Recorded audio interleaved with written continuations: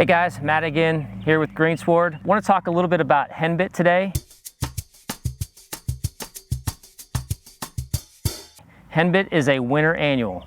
That means in the fall, September, October-ish here in Virginia Beach, the seeds from the spring start to germinate and start to grow.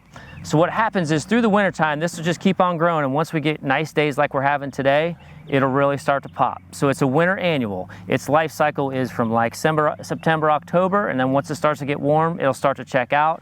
And you can identify it by these little purple flowers here. It looks great in a field, but not in your lawn. So this is just another winter annual to keep an eye out for here in Virginia Beach and beyond. But again, this is Henbit. It comes from Europe, Asia. It's found its way over. It's a winter annual. Keep this away and keep it green.